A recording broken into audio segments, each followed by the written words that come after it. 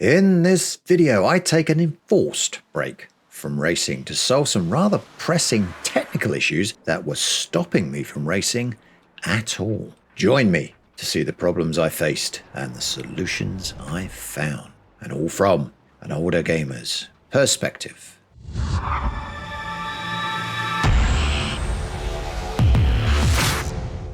Welcome to week 10 of Mission Improvement, where I try to battle the problems all sim racers face when trying to learn the craft of racing, including, as we will see this week, the technical challenges of maintaining a reliable and trustworthy racing rig. Last week, I mentioned that my racing would be at Watkins Glen, racing in possible rain and maybe looking at using racing setups. And yeah, things did not run smoothly for me, to say the least, and that was down to a very specific Windows technical issue. So, question, dear viewer, here's me racing Watkins Glen in the rain. What do you think happens next? Do I A, put in an epic overtake and take first place, B, spin out and lose the race, or C, suddenly, for no reason at all, take a sharp left turn into a barrier?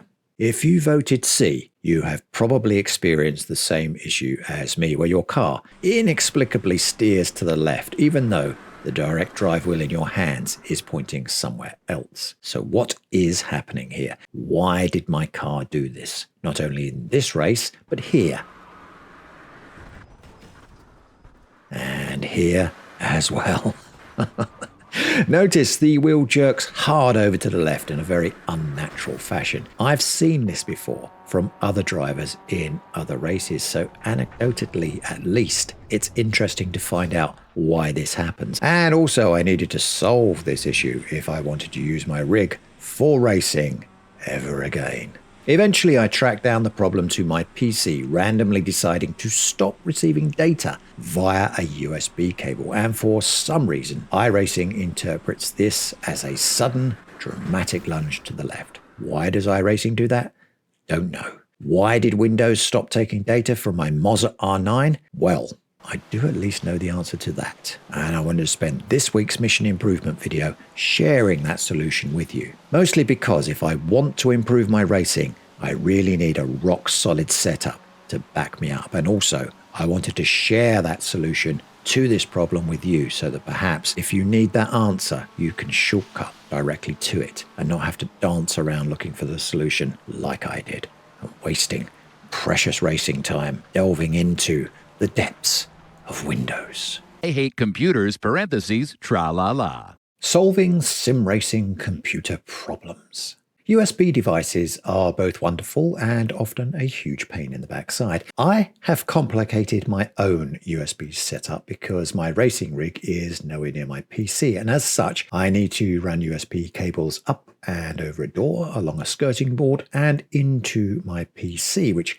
hides here under my desk. On the rig end, I have two powered USB hubs. The one here is taking the input from my R9 wheelbase, the TLCM pedals, and the rumble motors on those pedals. I switched to a powered hub because I found the TLCM pedals would sometimes not be seen by the PC when using an unpowered hub. To complement this, I have a second powered hub down here. That connects a SimLab XB1 handbrake, a keyboard and mouse, and also the Next Level Racing HF8 haptic pad to my PC. Both of these powered hubs have their own active USB cables separate from each other that feeds back into the PC, allowing each hub to be plugged into a separate PC USB socket. And this setup has worked without issues since I set it up sometime last year. Not a single problem. So, what went wrong this week? Well,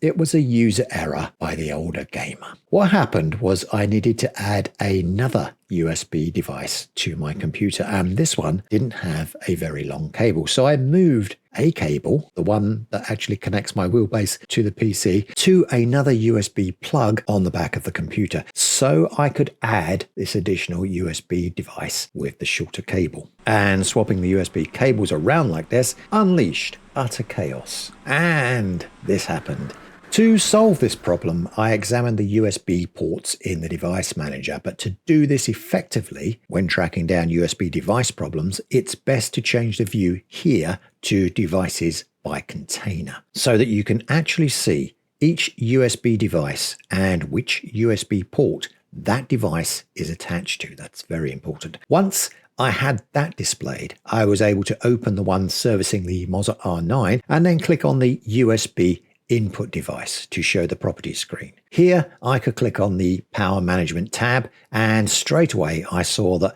allow the computer to turn off this device to save power was selected. This is a big no-no in sim racing, and more to the point, this is the solution to my wheel disconnect problems, easily solved by deselecting this checkbox and closing down this window.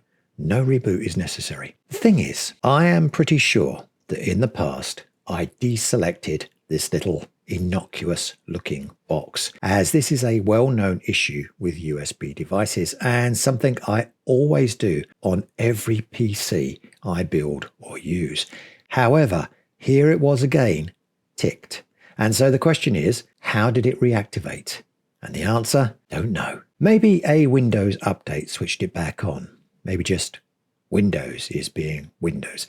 Who can tell? All I know is it took me a lot longer to find this issue than it should have done for someone with my experience in PC building. So if you are seeing something similar on your system, this should be the first thing to check. And while you are there, why not check all the other devices you use for sim racing as well? They should all have this tick box unchecked. Ugh, frustrating. Week 10, Race of the Week. So that was my week of racing. Less time looking at improving my racecraft and a lot more time staring at the PC diagnostic screens, more than I could probably have wished for. However, at least I have now found the problem, and if it occurs again, I will know straight away where to look. And at the end of the day, this sort of thing is important, as the stability of our rigs is, when all is said and done, probably just as important as learning how to drive consistently fast. That all being said, I did manage a couple of races once my system proved to be reliable enough for me to risk live track races, and this race is my favorite of the bunch. Not at Watkins Glen, I'm sorry to say, but at the Virginia racetrack using the North Course in a 12-car rookie race. To be honest, this was one of the few races I felt comfortable racing in after all my problems, just in case the system broke down again and I wrecked out and maybe took some others with me as well, which is a very bad feeling. So I did the 12-car rookie races, more of a sort of a test thing, but I ended up with a decent race. In this race, I started at P6 on the grid, 5th split of the night with a strength of field of 1,267 and a full 12 cars in the event. Away from the green flag fairly cleanly. We are all heading for the first corner. It's a bit of a tricky corner, this one, especially on cold tyres. And we'll have to see how everybody manages. There's a bit of door banging going on, and up ahead, a couple of cars are sent wide onto the grass. It's not fatal for them. They come back on. Don't lose too many places. I'm back in behind them there. I think I've dropped down a few places on that corner, so I'm on position 9. So I've lost 3 places already, but I take one back as we head around this corner, and I hunker down there behind Pedro in car number 4. And as we come into this corner, the car in front there takes a little bit too much dirt. It spins him out onto the track and he falls in behind the back of the pack. That will be disappointing for him. He was right at the very front, but there you go. That's racing for you. Heading down the straight now under the bridge, we're coming up on a tight right-hand corner because this is the North Course at Virginia International Raceway. And ahead of me there, 2 cars collide on that corner and take themselves off the track. That would be very disappointing for them. I'm not sure if they've picked up so much damage there they can't continue. One car is marooned still in the grass. I can see him in my mirrors as we head up the hill now.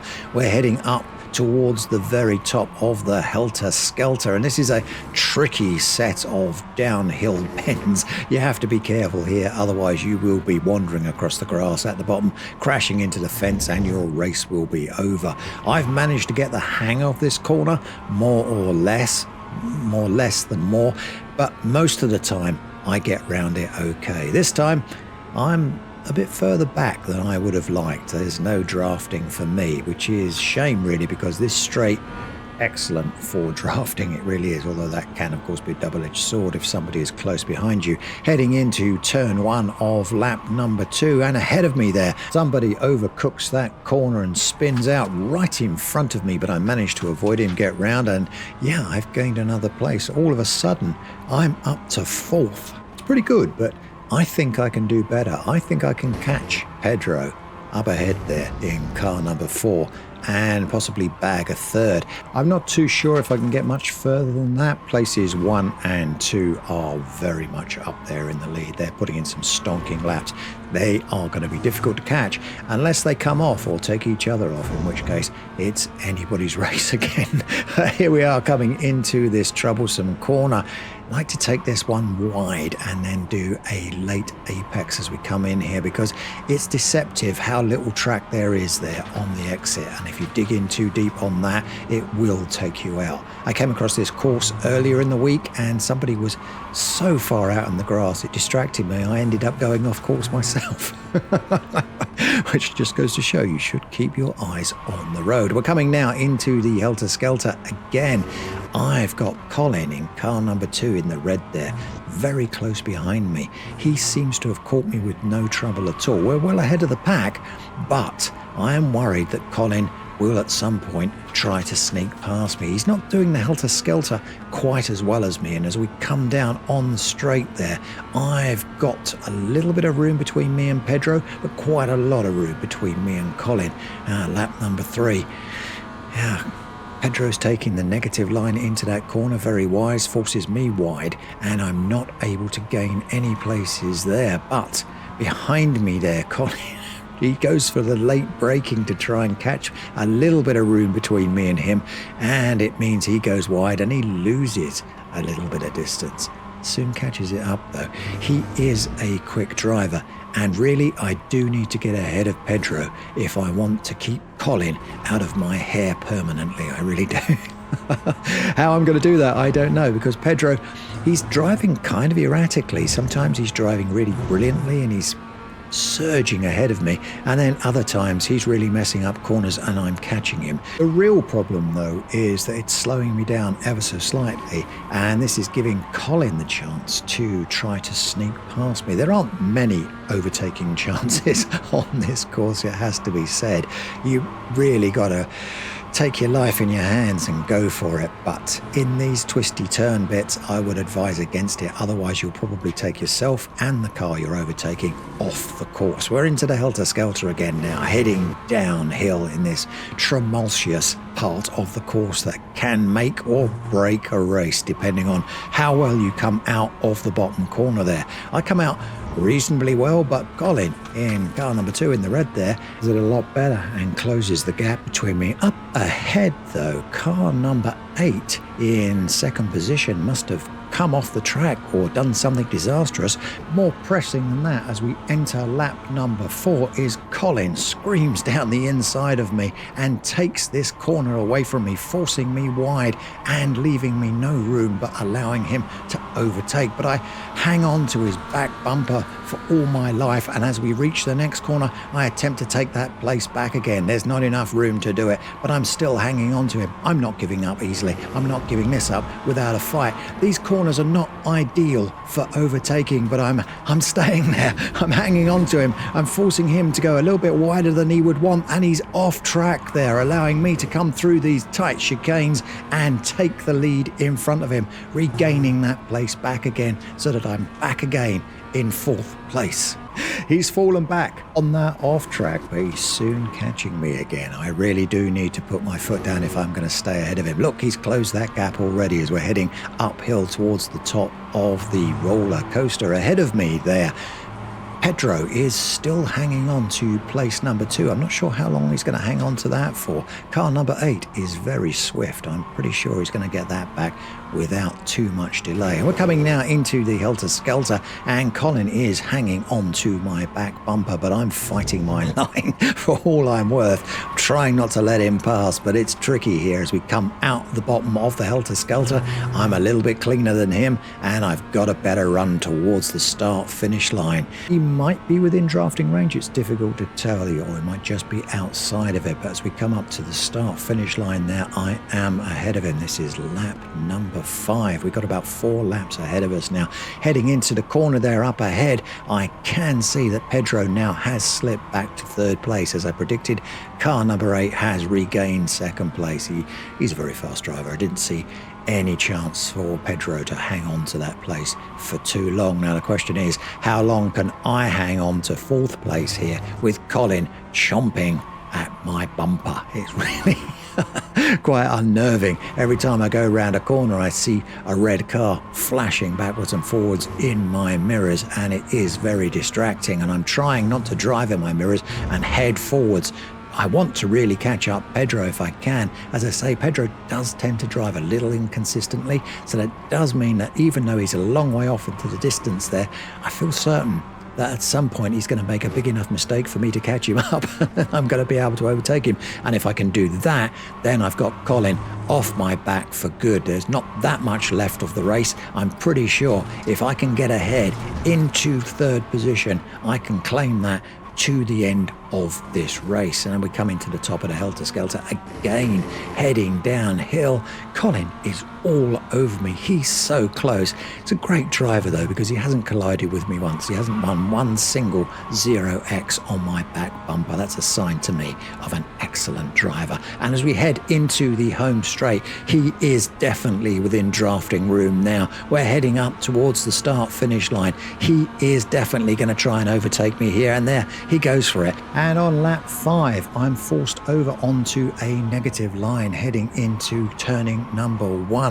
That's okay. I can hang on to that line. I'm pretty good at that one. Chad has shown me how to hang on to negative lines, and so I'm hanging on to that one for grim death. And I come out of it a little bit ahead of Colin. He'll be disappointed at that. He probably thought he was going to get past me, but no, I hung on to that lead in front of him, and I think it might be because he is grabbing a little bit of off track behind me, which will slow him down. He tends to go a little bit too wide on these corners. I think probably he's leaving his braking to the very last second in the hope that he can try to edge past me.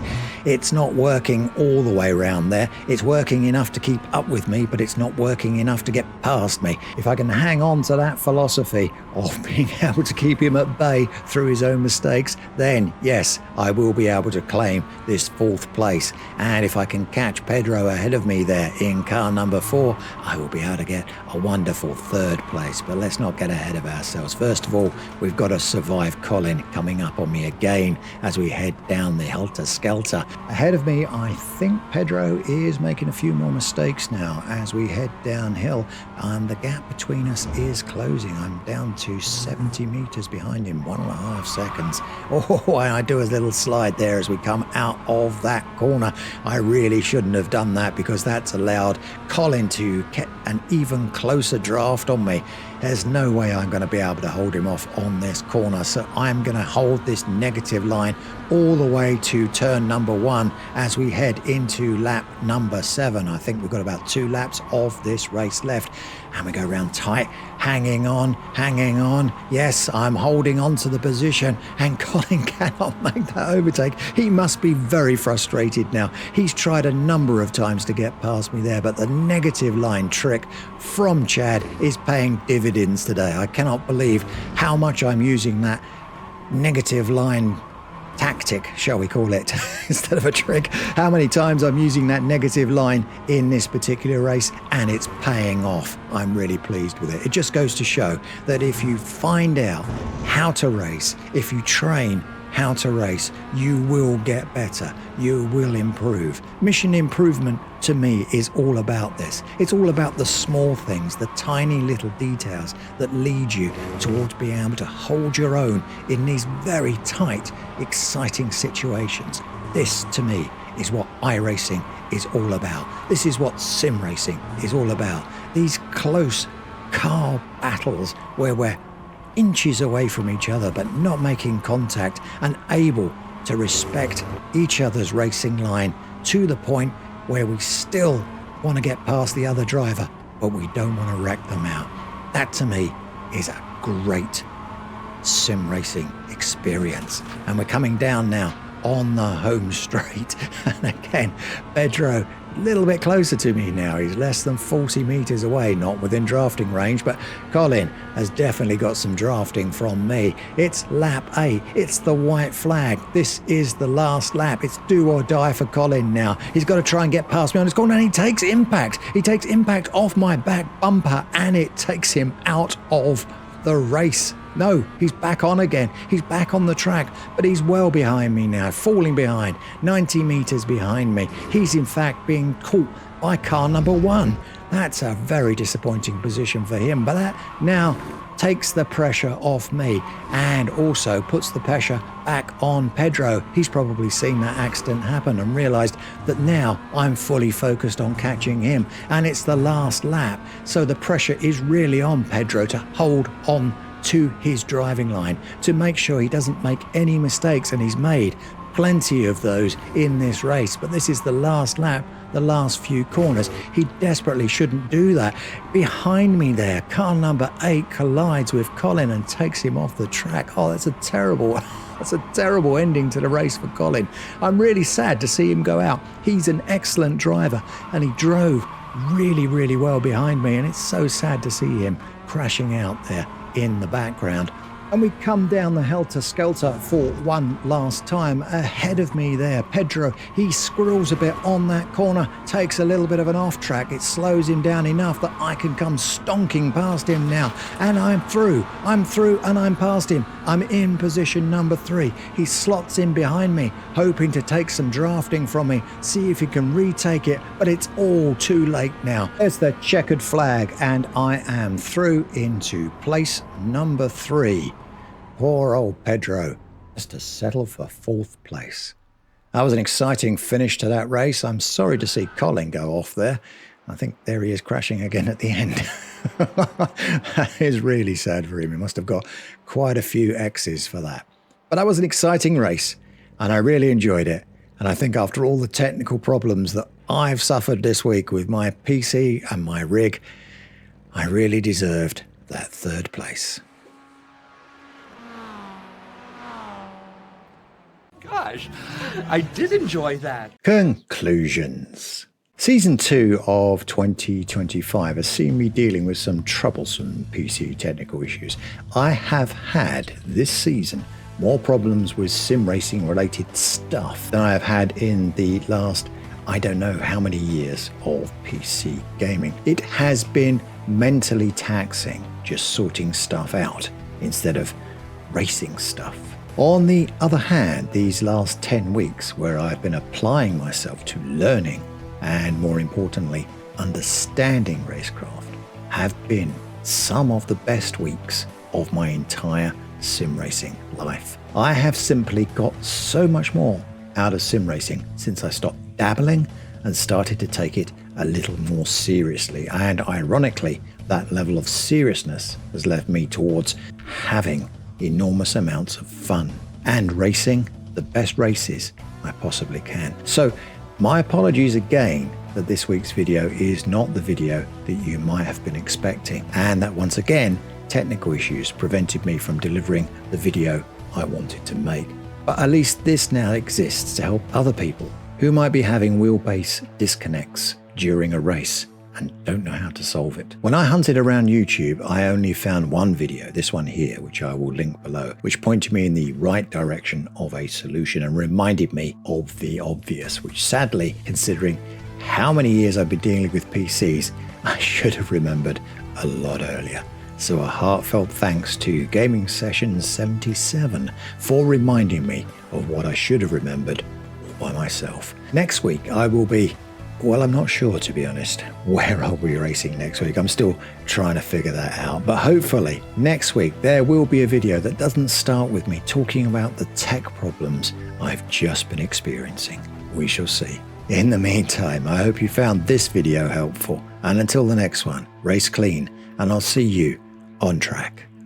If you enjoyed this video, don't forget to click the like button. And if you haven't already done so, subscribe. Click the little bell icon if you want to be notified of any future videos.